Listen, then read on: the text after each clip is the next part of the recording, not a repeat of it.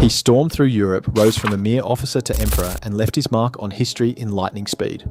Some say it was genius, others call it obsession. But how did Napoleon Bonaparte really push himself to achieve so much in such a short time? The truth lies in his fierce work ethic, an approach so intense that people still marvel at it centuries later. Today we're looking at Napoleon's non-stop hustle to see what fueled his unstoppable drive. Number 1, the unstoppable drive. Napoleon didn't have royal blood. He was born on the island of Corsica to a family of minor nobility. He had to prove himself in a world ruled by the wealthy and well-connected. From his earliest days at military school, he understood that hard work and sharp focus could set him apart. This mindset never left him. He once said, "I have never found the limit of my capacity for work."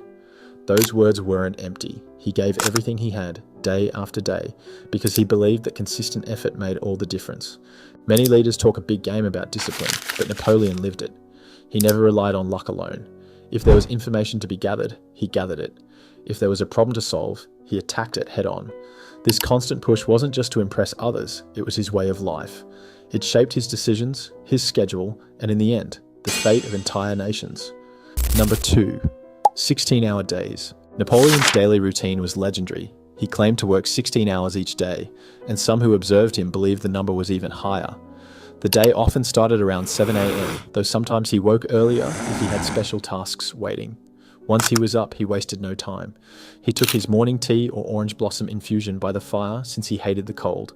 Right after, he often read any important mail or reports that had arrived overnight. Though many in high society of the time saw daily bathing as unusual, Napoleon insisted on a thorough bath. He set aside nearly 2 hours for his personal hygiene and dressing. Then he launched straight into meetings with aides, generals, or close family members who held key positions in his circle. By midday, he was already neck-deep in paperwork, strategy sessions, and decisions that would shape France and its armies. Number 3, the daily grind, letters and details. One of his most time-consuming habits was letter writing, or more accurately, letter dictating. It's said that over his lifetime he wrote or dictated more than 36,000 letters, covering every aspect of his empire. He would dictate several letters at once to different secretaries. One might deal with army logistics, while another handled tax collections or diplomatic talks. This whirlwind of dictation required his secretaries to keep up and remain calm, no matter how quickly he switched topics. His letters weren't generic notes either. Napoleon demanded precise details. If he wanted to know about troop movements, he wanted exact figures. If he inquired about a construction project, he asked for updates on the cost, the schedule, and the workforce. He had a knack for spotting problems before they grew out of hand, thanks to these constant streams of information. This habit of staying on top of every detail gave him a huge advantage over rivals who left work to subordinates. Number 4, the midnight sessions. Napoleon bedtime did not mean an end to work. If an idea came to him in the middle of the night, he would light a lamp or call for a secretary at once. The man could be marching his armies through the harshest terrain, yet find the energy to write out new strategies after only a few hours of sleep. During certain military campaigns, he often joked about how his best ideas came while everyone else slept. These late-night spurts were possible partly because of his ability to turn off his mind in short bursts. He would say that he shut all the drawers in his head, meaning he cleared his thoughts, fell asleep fast, and woke just as quickly. Few others could manage their mental focus so neatly.